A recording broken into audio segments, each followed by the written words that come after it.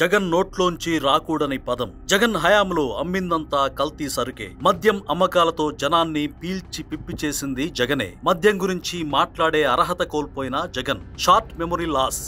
అప్పుడే జరిగిన విషయాన్ని అంతలోనే మర్చిపోవడం అన్నమాట. అదో వ్యాధి. వైఎస్ జగన్ ఇచ్చిన ఓ స్టేట్మెంట్ విన్న తర్వాత ఆయనలో కూడా ఆ వ్యాధి ఉంది అని అనుమానిస్తున్నారు రాజకీయ విశ్లేషకులు. తాడేపల్లిలో పార్టీ నేతలతో మాట్లాడుతూ కూటమి ప్రభుత్వంలో నాణ్యత లేని మద్యం సరఫరా అవుతోందంటూ తనలోని బాధనంతా బయటకు వెళ్లగక్కారు వైఎస్ జగన్. మరి వైసీపీ హయాంలో జరిగిందేంటో అప్పుడే మర్చిపోయారా జగన్? అసలు వైసీపీ ఓటమికి కారణాల్లో మద్యం అంశం కూడా ఒకటి అని గుర్తు చేస్తోంది బీసీవై పార్టీ.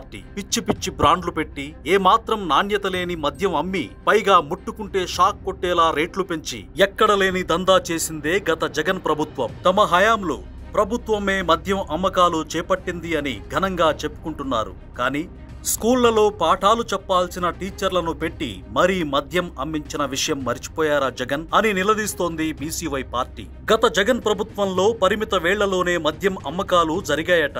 ఉదయం నుంచి రాత్రి వరకు మద్యం షాపులు తెరిచేగా ఉన్నాయి. పైగా లాభాపేక్ష లేకుండా మద్యం అమ్మకాలు జరిపామని మరో అబద్ధం ఆడుతున్నారు. మొత్తం 3,500 కోట్ల రూపాయల మద్యం ఆదాయం ప్రభుత్వ ఖజానాకు చేరకుండా తాడేపల్లి ప్యాలెస్ కు వెళ్లిందని విచారణలో బయటపడింది నిజం కాదా అని ప్రశ్నిస్తున్నారు బీసీవై పార్టీ అధ్యక్షుడు బోడే రామచంద్ర యాదవ్. అందులోనూ తమ ప్రభుత్వంలో నాణ్యమైన లిక్కర్ అమ్మకాలు జరిపామని కామెడీలు పండించారు.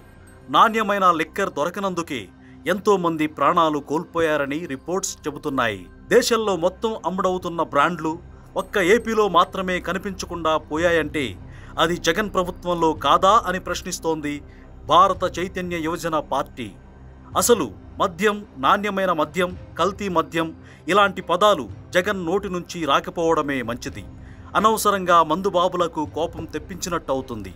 రాజకీయం చేయాలనుకుంటే ఇంకేదైనా సమస్యపై మాట్లాడండి తప్పితే మద్యం గురించి ప్రశ్నించే హక్కు కూడా జగన్కు లేదు అని తేల్చి చెబుతున్నారు మందుబాబులు.